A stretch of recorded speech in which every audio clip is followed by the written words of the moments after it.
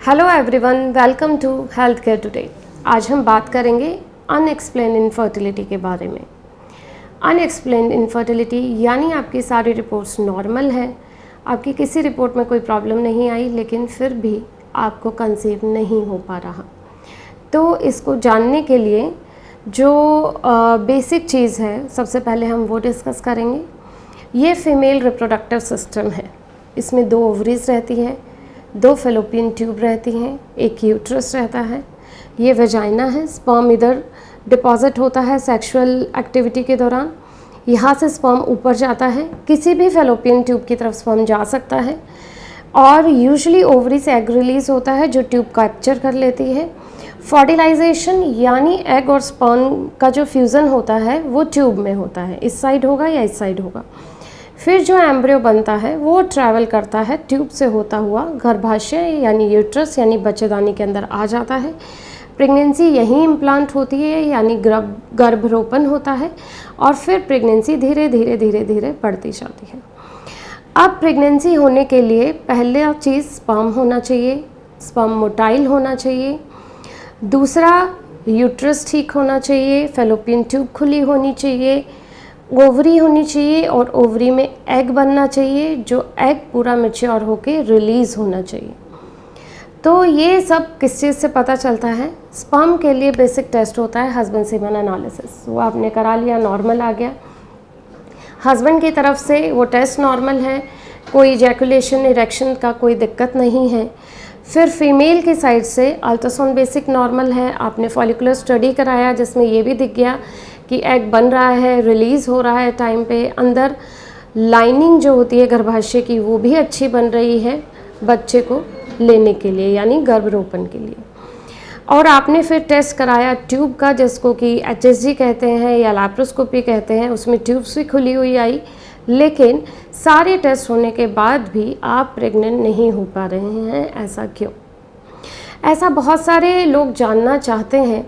देखिए 80-90% कपल्स में हमें कोई ना कोई रीज़न मिल जाता है, लेकिन अनफॉर्चुनेटली 10 to 20% लोग ऐसे होते हैं जिनकी इन्वेस्टिगेशन में हमें कुछ मिलता नहीं है, लेकिन हम भी पेशेंट को एक्सप्लेन नहीं कर पाते कि वो प्रेग्नेंट क्यों नहीं हो पा रहा। जो हमारी अवेलेबल टेस्टिंग है, ऐसा नहीं है कि साइंस बिल्कुल जो नेचर ने सिस्टम बनाया है कह सकते हैं उसको 100% अभी भेद नहीं पाई है।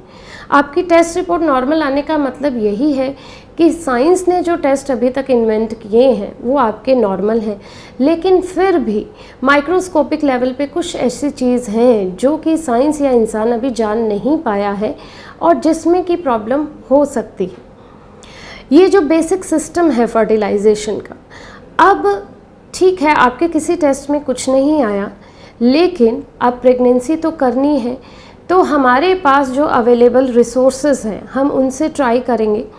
जैसा कि मान लीजिए आपका फॉलिकुलर मॉनिटरिंग में एग सही आया, बना, रिलीज़ हुआ, बट कहीं ना कहीं हो सकता है उस एग की क्वालिटी इतनी अच्छी ना रही हो, तो हम आपको कुछ टैबलेट्स या इंजेक्शंस दे सकते हैं एग की क्वालिटी इम्प्रूव करने के लिए। नेक्स्ट आता है कि आपका जो हस्बैंड का स्पर्म है वो दिखने में ठीक था, लेकिन क्वालिटी वाइज या मोटिलिटी वाइज वो इतना अच्छा नहीं था कि वो वहाँ तक पहुँच पाए। तो ये सब चीज़ें भी कुछ मेडिकेशंस के थ्रू या IUI करके एक प्रोसीजर होता है जिसमें कि हम सीमन वॉश करते हैं और जो गुड क्वालिटी का स्पर्म है उसको लाके यूट्रस में छोड़ देते हैं। यहाँ तक नॉर्मली स्पर्म यहाँ डिपॉजिट हो रहा था, पर हमने यहाँ छोड़ दिया, मतलब थोड़ा हमने पुश कर दिया स्पर्म को भी और एग को भी हमने थोड़ा सा पुश किया उसकी क्वालिटी बढ़ा के, ताकि उनके फर्टिलाइजेशन के चांसेस बढ़ जाएं। और ये IUI हम अल्ट्रासाउंड में देख के करते हैं कि कब एग मैच्योर है और कब उसके फर्टिलाइज होने के चांसेस अच्छे हैं। तो ये आपने बेसिक ओव्यूलेशन, इंडक्शन और IUI का प्रोसेस करा लिया। अगर आपको प्रेगनेंसी हो गई तो वेल एंड गुड, अगर फिर भी प्रेगनेंसी नहीं होती है तो देन आप IVF के प्रोसीजर के लिए जा सकते हैं। IVF में क्या होता है, हम एग बाहर निकाल लेते हैं और हम स्पर्म भी बाहर रखते हैं, उनको आपस में फर्टिलाइज कर देते हैं ICSI के थ्रू या IVF के थ्रू। अनएक्सप्लेन में ये कहा जाता है कि आपको ICSI के लिए जाना चाहिए क्योंकि माइक्रोस्कोपिक लेवल पे हो सकता है स्पर्म में या एग में कुछ डिफेक्ट हो जिसकी वजह से वो फर्टिलाइज नहीं हो पा रहे हो। अगर आपका ट्यूब के फंक्शन में कोई दिक्कत है तो आईवीएफ में रिज़ल्ट आ जाएगा। लेकिन अगर आपकी देखिए एचएसजी और लैप्रोस्कोपी में हम ट्यूब्स देख पाते हैं, लेकिन ट्यूब का भी इंटरनल फंक्शन ठीक है या नहीं इसके लिए कोई टेस्ट नहीं होता है। उस केस में आपको आईवीएफ से प्रेगनेंसी हो जाएगी, क्योंकि अगर ट्यूब्स का फंक्शन नॉर्मल नहीं है तो स्पर्म यहाँ तक पहुँच नहीं पाएगा।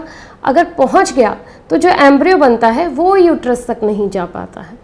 तो ये चीज़ें जो होती है ये आईवीएफ से ओवरकम हो जाती है, क्योंकि उसमें फर्टिलाइजेशन लैब के अंदर किया जाता है और फिर फर्टिलाइज जो एम्ब्रियो होता है उसको हम डायरेक्ट यूट्रस में रख देते हैं।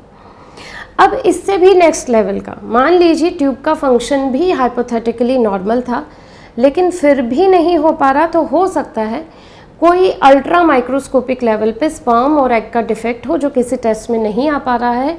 उस केस में इक्सी किया जाता है, मतलब कि स्पर्म को, जो गुड क्वालिटी का स्पर्म होता है उसको एग के अंदर इंजेक्ट कर दिया जाता है ताकि फर्टिलाइजेशन हो।